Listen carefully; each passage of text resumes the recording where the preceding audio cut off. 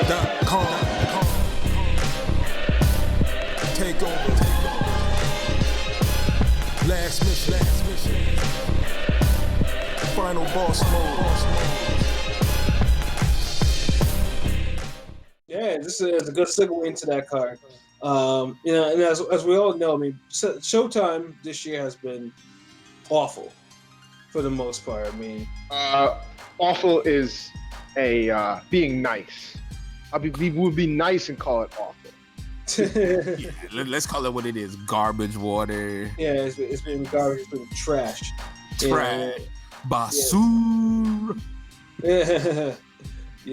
But this is the one card that on paper it looks like it's actually focused. It was actually a focused card. Yes, somebody's job was on the line or something. Right, so they had to put in something that will actually, Showtime will actually want to air. I said, if you don't send us a good fucking double header, I promise you. Somebody was about to get flown out of a damn window on some Vanilla Ice shit. And it's like, I pay for Showtime. I'm like, what the hell am I paying for Showtime for if I can't even get the boxing that I watch to be on this channel? You know what I'm saying? So it's just like, it's finally that it actually has a decent card on paper. Of course, we're talking about Jermall Charlo versus Dennis Hogan. Now I know most motherfuckers. Now this is where I think LB knows this too, but there has not been a lot of marketing or anything towards this fight at all. Like it's just like it's been a Jermall Charlo fight versus Charlo. Like he's shadowboxing against himself, you got like sound effects and cool music and all types of shit, and you're like, okay, like if this dude he fought himself, he'd fuck himself up. any promotion going towards a Charlo fight, I feel like is going more towards his little brother, but that's another story altogether. Yeah, because his little brother's in I guess a more significant fight. A higher profile, that's for damn sure. Yeah, but that's one of those accident run backs. Yeah. Sure. We'll explain the definition of that next week. An accident. But he was supposed to win that. Oh, word? Well, I thought he did, but the ref gave it. I mean, the judges gave it to them. Oh. Oh man, but this fight does have some intrigue because it has some questions. I mean, Jermall Charlo, has not had. I mean, Jermall Charlo ever since the fight with Matt Korobov has really seen his stock drop a lot, and of course now at that time of that fight, I mean personally, I thought Korobov won that fight handily. And I actually do refer to this as a robbery. It wasn't a close fight to me at all. Korobov won that shit. Clear to me. And it was clear that most people too. Yeah, I was gonna let him talk. Like, Pete, for the folks out there. This Charlo, Jermall had this convo before. Y'all know. Yeah, I think he wasn't on during those times. So yes. But I was there for the fight, so I saw it live, and I actually had Charlo winning it. So I'm not gonna say it was a robbery. 7 rounds to 5. Like, I don't feel like it was a robbery, but it's one of those could go either way type of fights. I'm not gonna call it no fucking robbery. He did look like shit, though. I will say that. Yeah. The first 4 or 5 rounds, he was getting lit up and looking horrible. And he still gassed out. Yeah, I mean, the only round that I actually thought that Charlo actually looked good in was the final round because he actually managed to hurt him, Korobov Five-Man. He was landing so many hard shots on Korobov, and Korobov took them shits and stayed on his feet. So he was getting rocked and buckled with them shits. It's just the last round he couldn't take him no more, or barely could take him anymore. Like you would see his head snap. I'll give Charlo a pass for that night because he wasn't a fucking. Mongoose was supposed to be in the ring. Fucking he did have a late replacement. 3 days, but really late, like the week of the fight. And your later replacement is an Olympic level guy that's still in his prime or close to it, and he's your size, and he's a puncher, and he's a southpaw. Yeah. Southpaw. So oh no, your original opponent was a southpaw, so I'm not gonna give you the southpaw shit. Because you were at least still preparing for but this is a different southpaw, a different style. Yeah, you got much different better style. I ain't gonna look. The nigga was preparing for a southpaw, left-handed. That's it. Like I ain't gonna give you that extra shit. He been boxing fucking long enough. Goddamn southpaw ain't a fucking Rubik's cube. You be surprised. Nigga, that's on them shit. Well, nigga, you are a southpaw yourself, so. I know, and I don't be running from the motherfuckers either. Motherfucker be southpaw, I'll turn conventional just to throw it in my hand. Oh, this nigga southpaw, he ain't even say nothing. Oh, that's why you say southpaws ain't shit. 'Cause you won yourself. You played yourself. Nah, I fight both ways. Fuck it, as long as it's putting hands on you, it don't matter. But yeah. No, I'm just saying. So I'm not. Bottom line, I'm not gonna give him the southpaw, because Matt Korobov is a different southpaw from a Manny Pacquiao southpaw. But just like fucking Kovalev is a different conventional fighter than fucking Terrence Crawford. Right. Although Terrence Crawford a switch hitter, Kovalev's a different conventional fighter than Anthony Joshua. We get the point. We got it. The better example. There'll be some motherfucker on YouTube that'll comment and be like, Terrence Crawford fights southpaw in most of his fights, though. He's a natural. No, he's a natural righty and does the switch hitter. And But that's another. I can go on a tangent on that, but I'm gonna save that because that's another story for another day. I understand why he do it though. It's good move. Good. It works. A lot of niggas ain't prepared for that shit. That right hand jab get quicker if you got that angle going. But a lot of that shit is like, that's the thing. It's like Korobov wasn't gonna provide like them angles and shit that Charlo was gonna get from Monroe. So that's why I'm not giving him the southpaw excuse. But all the other shit, the difference is it wasn't a fucking Adam Lopez. Right. Fucking Oscar Valdez. Yep, that's also very true. Way different caliber. But then Charlo also didn't look good against the contender winner Brandon Adams either. He didn't look great in that one. In fact, he just won. It wasn't looking good. What's that? I said he just won, but he wasn't looking good. Yeah, exactly. And so now he's facing a guy who has some unexpected momentum on his side. Unfortunately, it's not middleweight momentum, but 154 momentum. Now, Dennis Hogan, none of us had actually heard of Dennis Hogan prior to this year at all. And then, until he was thrown into a fight with Jaime Munguia at 154. As a part of the World Career Mode series at Golden Boy. Which he won.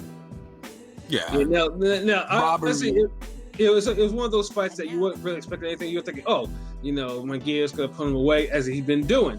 No. By this time, we was like, whoa, Munguia might have another struggle fest. The verdict was out on Munguia about this fight. He struggled too many times to this point. Yeah, but it wasn't at Dennis Hogan level, not like this one. Like this one, we still thought he was supposed to win, but we didn't think he was supposed to.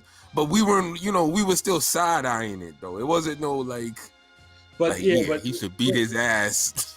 But this fight blew everything out of the way because Hogan put hands on Munguia, like hands, constant hands, like even wobbling him, sending him backwards and everything like that. Like Hogan it was every type of punch too. Like he was landing left hooks, counters, working the body, jab. Defense was on point, throwing right hands. It was just a complete undressing. Yeah. Munguia had no answer except just to fight harder. And to his credit, Munguia did land some good shots here and there, and he made it competitive. I felt like it was an 8 rounds to 4, like definite robbery, clear win type shit. Mm-hmm. Maybe you can even say 9 rounds to 3. Yeah, no, it definitely was not that close. I thought Hogan clearly won that fight, but you can't have Munguia losing his belt in Mexico of all places to a gringo. And that was like the most like that's probably on point statement. Yeah, that fight is probably the biggest robbery of this year, the Hogan Munguia fight. That probably is the biggest robbery. It is a robbery in every sense of the word. Because honestly, it was literally the remix of the Herd J-Rock fight. Like same division, another title. Except the title didn't change hands like it should have. Yeah, like one guy, he put on the same type of ass whooping great performance and got credit for it. The other guy did the same thing and he didn't get the credit for it. That's all it was. Oh, and the knockdown was a difference. Mm-hmm. Yeah, it was. So we got a situation now, and you think after that, Showtime would have an easier time trying to market the guy since he has his notoriety. But like you don't see, like I don't think I've seen one commercial on this fight. Like outside, unless I actually watch Showtime for something. Like I haven't seen like nothing in terms of marketing. Like only today that I got something in my email because it's Cyber Monday, so it's like 30. So it's like no fees for the ticket or some shit like that, and 30% off like merchandise. That's the type of attention that this fight is getting. Yeah, that's lazy promoting, man. Yeah, that very lazy. No one's gonna get credit for the fight. Yeah, so like I said, my intrigue in this fight is just basically, is Hogan effective at middleweight? Is Hogan going to show a level? Is Charlo going to show a level in this fight over Hogan? That's where the intrigue of the fight lies with me. So that's why usually I shut up a lot of PBC fights if I find them nonsensical. This is not one of them. Because Hogan could box. Mm-hmm. He could box effectively on the back foot. And he can brawl, and he seemingly has a good chin. Yes, and all that shit could fucking, be a problem for Charlo if he don't take this dude serious. If he think he's just fighting himself. Mm-hmm. Facts. I will say that I do like this fight more than the Brandon Adams fight. I think that do you think Hogan's a better guy than Adams? Fuck yeah. Yeah. So yeah. That's so really and a lot of like no comparison. I'm just making sure. Cause some people, I don't know. You know how some people are. You never know. So you gotta ask. But a lot of people didn't like Charlo's performance against Adams. So it's like it was flat. It didn't look good. Yeah. So if he didn't look good against Brandon Adams, look like he was too game for that type of disadvantage. He was at. So if he comes like that in this fight, could be a little interesting. I'm hoping he does. Yeah, I'm definitely hoping that Hogan keeps that same mentality and brings it to Charlo. I'm hoping it does. Definitely, because I feel like the fight could be good. Like Charlo, you gotta bring it to him, man. And I feel like Hogan is gonna do both. He's gonna box in spots where Charlo is trying to get his jab off and trying to set something up, but then he gonna brawl when Charlo's trying to fucking think. Mm-hmm. True, but I don't. To be fair, I don't think that bully ball will work against Charlo like it did against Munguia. But you never know. But that's just more me being down on Munguia than me being high on Charlo. You gotta just do it in spots. Charlo is stronger than Munguia. Yeah, more seasoned, got more power, better chin. So you can't press him as long. You press him and you get out. Yeah, that's what gives this fight the intrigue. Because Hogan did that to Munguia too. He would press him a little, then he would kind of box his way out. He would step aside, throw the little hook. He could do that to Charlo. Charlo's hittable, man. He's just a big dude, and he fires back a lot of times. Yeah. Yeah. That's how he was getting Trout. Like Trout would hit him 3 or 4 good times, and then, you know, if he couldn't get out of the way in time, Charlo would go right down the middle, boom. And that punch would just rattle Trout and shake him to the core. And that's why that fight was close too. Was exactly. Another could go either way type of fucking fight. Mm-hmm. And I had Charlo winning that, but I can understand, you know, because that's one of those. Some people could win a 7 rounds to 5 type of fight, and they kind of win it more comfortably than others. Then some people could win a 7, like a 115, 113, and that's like a damn nigga. I don't know, man. 115, 113. Then there's some people who win. And it's like, yeah, man, he won 115, 113, bro. Yo, yeah, he got him.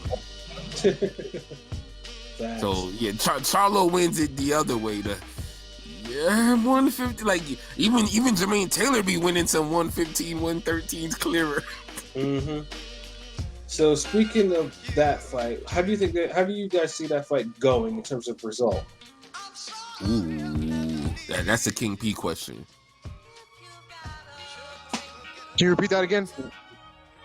How do you see that fight going in terms of results? Charlo versus Hogan. I'm gonna go safe. I'm gonna do the safe prediction, and I'm gonna say Charlo 116, 114. Damn, 116, 114.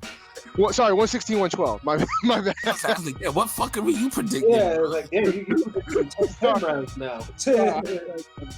Spewed it off too many. No, I'm saying, sorry, Freudian slip. Should be a 116, 112 fight. But for fuckery's sake, watch it be a 114, 114 fight. How you gonna fight yourself and make it that close? Well, I mean, if you're fighting yourself, you're kind of mirroring yourself, so it's equal. So it is a draw. The duality. Oh yeah, but no, he's fighting Dennis Hogan, the former junior middleweight WBO champion. yeah. Fuck it. For the rest of this podcast, I'ma just act like this. I'ma act like we've really seen a junior middleweight champ move up to 160 and fight a guy with a belt Canelo didn't want to defend. I guess I can go with that. Yeah. You know, so I mean, I see. Honestly, I am gonna go with Charlo by knockout. Like I said, I just feel this time that Charlo will rise to the occasion and be like, wait a minute, I am fucking Jermall Charlo. I am an upgraded WBC middleweight champion of the world. What the fuck is going on, man? The fuck is this? I'm knocking this dude out, man. I'm knocking Crocodile Dundee out, man. You know what the fuck is going on? So, you know, I really think he will show level and stop Dennis Hogan. What round? Oh man, I'm thinking it will go no later than 6. Damn. So hold on. To struggle you see before fade? No, I don't think it's gonna be a struggle before fade. Come on. Performance dominating, you speak. I just think that Charlo will eventually will stop him in this, before 6. Come on, Pat. You know you see fucking. You know you see fucking. Smoke crack, you must. No, bro, really? I'm gonna stick with this, nigga. Yeah, I'm gonna stick with it. You know, honestly, I'm torn. Like, a part of me was gonna go Charlo late KO, but then a part of me is like, man, like Hogan might pull the fucking upset on this shit. Yeah, I mean, honestly, if that happens, then the Charlo name would probably be, it'll be dead as a draw for the time being. I mean, is it a draw now? Not right now, but it'll be dead and buried. Yeah, he has a decent following. Not great, but it's not. He has a name. I'm not gonna say that they don't have a name right and a draw power now. I'm But talking about like his fight attendance, like a draw, are they shutting shit down? Like are they packing like what 10,000 seats? Like No, like that's a draw, right? I mean, they're a name. Like you twin boxers who was champ, like trust me, they got a name. They got a name. They're as big as they could be though. I mean, if it was in Texas or whatever, then I'd be like, yeah, they got a name. But this is gonna be in New York, so we don't know what their actual draw is. Another one of these fucking random career mode, random select level stage fucking matchup. a British guy and a Texas guy fighting in fucking New York. Jeez, man. Well, I think Hogan is Australian. Australian, okay, my bad. Well, fucking Texas is closer to damn Australia than damn New York is. Shit, man, like that never fails, man. Charlo by like 12th round knockout. Oh, that's a late round. You think? Yeah, he's gonna pull one from his ass. It's gonna be a good. I feel like it's gonna be a good fight, but not fight of the year, but like compelling drama. Like, oh shit, like almost like how the Corbo fight was, but maybe more like more boxing. Like you're gonna see more boxing. Like I felt like Corbo Charlo was like a boxer puncher fight. Yeah. I think you're gonna see a little more boxing in this Hogan fight. Oh, you're thinking they're gonna let them hands fly. I don't think the hands are gonna start flying until like the 6th round, like onward. Like I think Hogan is gonna try to get.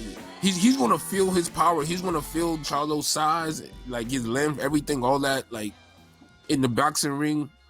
Mm-hmm. And I don't think he's gonna fucking want to press dude too fucking fast, too early.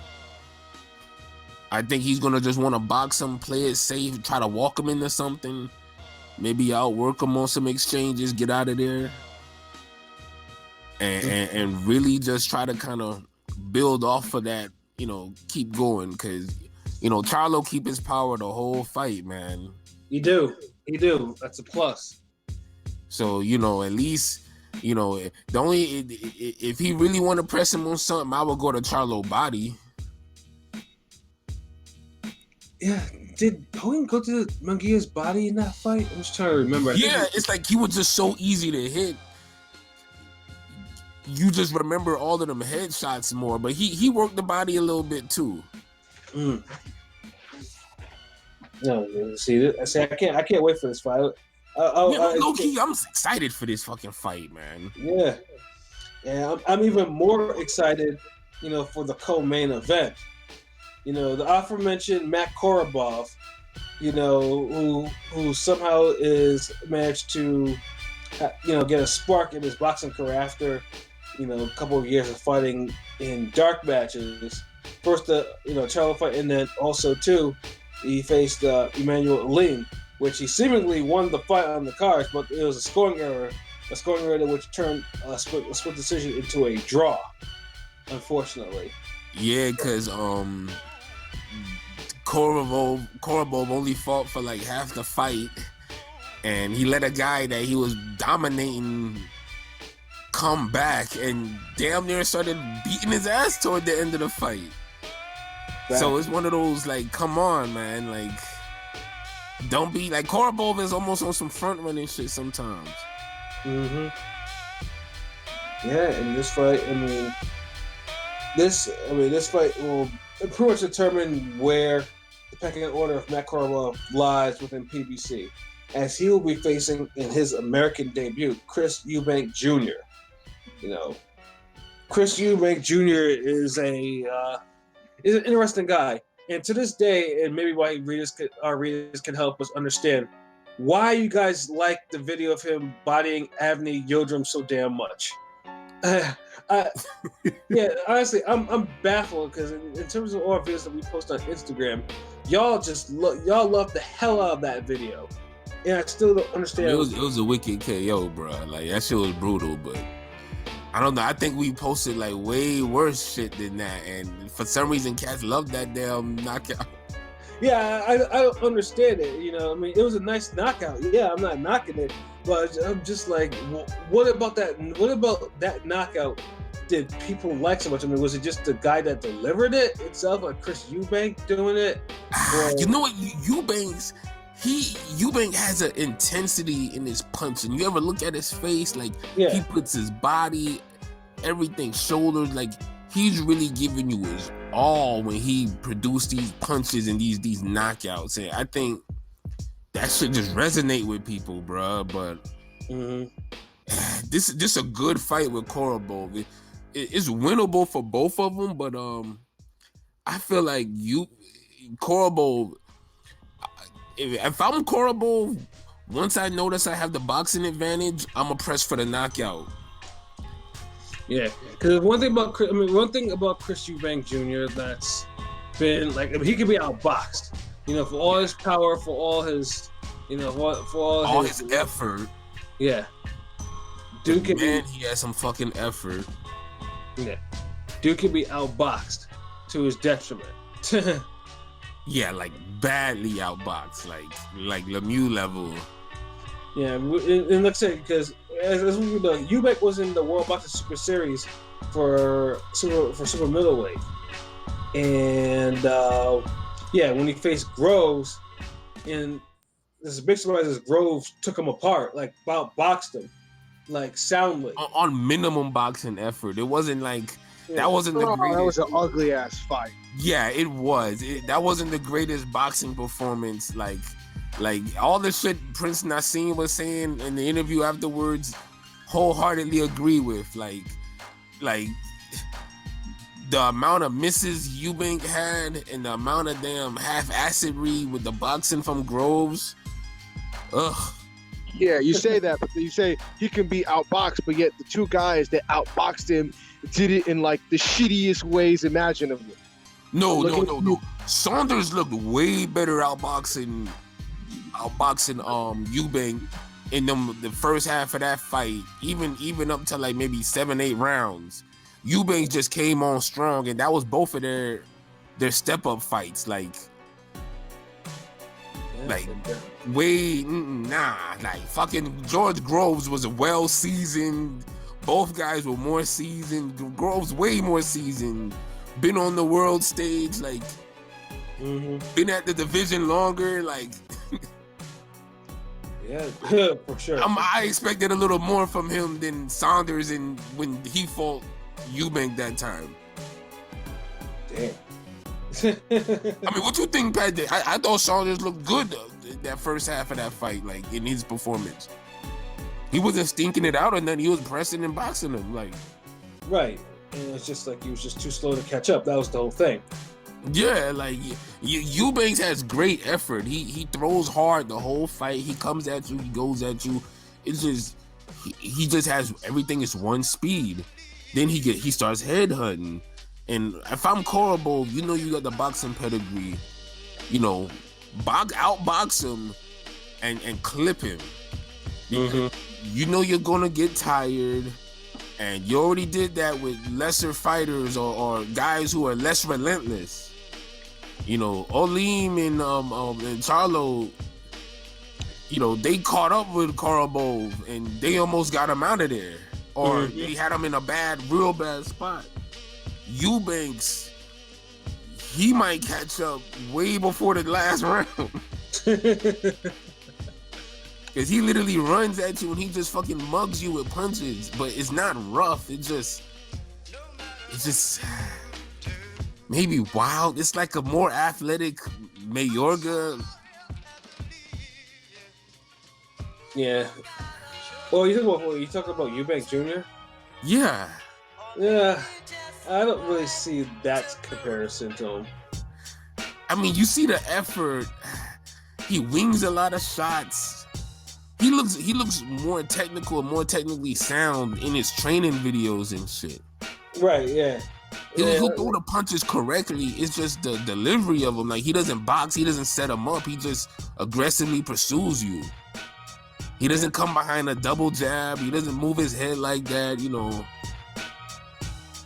Yeah, this fight's gonna be interesting. Like personally, I can't wait for this fight. Yeah, this is a great fucking doubleheader. Like, I'm just being honest. Like, yeah, the co-main event. Like, kudos to the PBC person who put these particular fights together. Yeah, whoever job was on the line, whatever executive was about to get axed, like y'all can let him go. Y'all can chill. Like, he off the hook. Mm-hmm. Let him get another month or a year, whatever. You know, this is quality matchmaking. Like, exactly. And then to start it off, I think there's an opener. whoa, hold on. What was no prediction? Oh, predictions. Like this fight too good. I mean, I do think. See, this is hard because Korobov. Because Korobov has sound boxing skills, and Eubank Jr. And he could punch. He can punch, yeah. You know what? I'm thinking it's gonna be a bullshit ass draw, a PBC draw. Oh shit! But I feel you, but nah, hold on. Two draws? They go back in the new Devin Alexander? I mean, I also think that Eubank Jr. will make things hot for him, but I just think that Korobov will make it close enough to the point where it's just like, okay, we can't say that he didn't win this fight or whatever, and yeah, that's what I'm saying. Like, yeah, that's what you saying PBC draw? Yeah, I said PBC draw. I'm gonna say Eubank by knockout. I'm also gonna say Eubank by knockout. He's just gonna keep pursuing dude and pursuing until he wear him out. Korobov is the better fighter, definitely. More skilled, but you know, better, but look better against better opponents. It's just the temperament. I felt like if he was a guy like he really like if he had the temperament to finish guys, I would pick him all day for this matchup. But I just see him and Eubanks has a chin, so if he doesn't clip Eubanks, I just see him getting outworked and getting stopped when he gets tired. So that's why I'm picking knockout. That's interesting analysis. Yeah. I mean, think about it. Like, if Korobov wins, it's going to be by KO, like the first half. Right.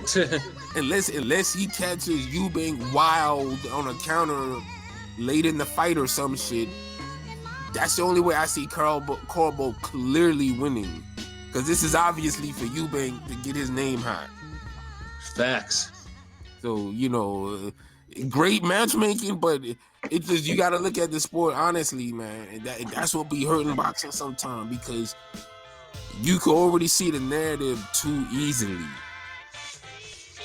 Yeah. And if they don't promote both fighters like the main event, you know, you end up, no one gets credit.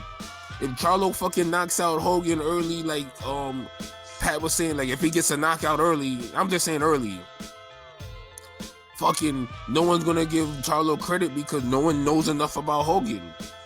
Exactly. And if Hogan fucking does the upset and boxes the shit out of Charlo, people gonna say Charlo lost to some career mode bum, not knowing that the dude had another damn career high performance earlier this year and was robbed. Exactly. And that's the great injustice of this fucking matchup. Yeah, I mean, you hit that shit right on the head. And also, too, just to start things off on that card, I mean, we have a Filipino, Marlon Tapales, and a Japanese fighter, Ryusuke Iwasa. And I might have pronounced that wrong, but, you know, I apologize for that. So they will start off because they'll be facing for an interim IBF super bantamweight title. Now, rule of thumb always states if a Japanese fighter and a Filipino fighter are fighting each other, there's a very small chance that this fight will actually be won't be struggle. It'll be dope. I mean, if they try to do the whole Inoue Daenerys thing, shit, then I'm down. You know what I'm saying? That's a good opener. You know what I mean? And then also too, there's gonna be a Show Extreme card for the undercard. You know, that'll be headlined by Emmanuel Aleem versus Ronald Ellis. You know, both of them have their 1 losses. Both of them are prospects to a point. So yeah, I mean, there's plenty to like. Hold on, so he got regulated to the damn undercard, and Korobov got regulated to main event. I mean, co-main. I mean, he deserved it. Korobov deserved it. You know? Oh man, that just shows you all draws are not equal in boxing. Facts. Oh man, One dude just gets thrown like NBA Development League. The other dude gets taken overseas. I'm just like, wow. PBC draw. Nah, they ain't gonna give Korobov another draw, bro. I'm just telling you, man. Eubanks gonna knock him out. Or eat him. Or eat them what? Eat them Korobov fades? Yes. And lose? I can see that happening too. Damn. Oh man, it's fucking too early in the week for this to be this hyped about boxing. Shit. Yeah, I mean, it's like I said, this week has been this week is rare in terms of boxing, you know, in terms of boxing time. And like I said, these are just the 2 main cards. You know, I mean, there's another one on ESPN Plus with Navarrete defending his belt and Ancajas or something like that. Yeah, that's how you pronounce it. Defending his belt, yeah. You know, so I mean, and like I said, if I'm not too boxing up and watching these other 2, that might actually get some play afterwards. And of course, I'll be totally boxing out. Yeah, this is gonna be like a marathon card. Like, yeah, that'll be that. Yeah, and I don't think fight. That's early. Yeah, I may not get to that. If I actually get to watching the card after all that boxing, that probably means that, you know, I'm not distracted enough, and I probably just like really need to go to bed. What time is the Showtime card? This was it 9:00, I believe. Oh, okay. I mean, the important thing is like you can catch both the 2 big cards we just talked about. You can catch them both at this. You know, it's not the same time. You could catch them both after, and you could probably sneak in a little nap in between. Exactly. Because you might have like a marathon card with the Showtime joint. Because all those could probably go the distance. Mm-hmm. But they got knockout potential. Mm-hmm. That's why it's a good card. Whenever, you know, I don't see no fight is going to be spoily. Yeah, not at all. You know, so yeah, I mean, yeah, it's great that we actually have a fight. We have a fight like this, fight weekend like this coming up. Lord knows we need, you know, so 2019 boxing goes out with a bang. You know, so yeah. So yeah, 2019 might be better than 2018, man. Oh yeah, easily. Shit. You know, I mean, yeah. This year alone, we've had a lot of great fights. It was a slow burn. It was one of those movies where, you know, you had to watch it for like an hour and 15 minutes. Mm-hmm.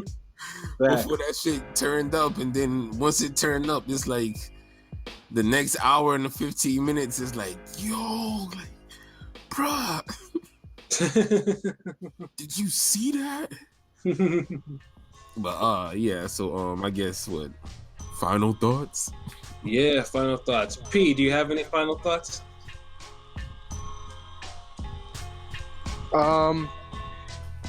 Where do I start? Well, I am thankful that the albatross month of boxing, known as November, is over. And now we are in December, and hopefully let's end 2019 in the boxing world with a bang. Let's give us a December to remember, or in old wrestling terms, a December to dismember. I want to see some fades. Facts. But other than that, long live boxing, long live Ring Gang. Subscribe, follow, everything. Go to the website, Twitter, YouTube, Instagram, Facebook, all that. You already know what to do. Nobody else provides you with the content that Ring Gang does. We appreciate every follow we get. Just keep following. Tell all your friends. Word. LB, do you have any final thoughts?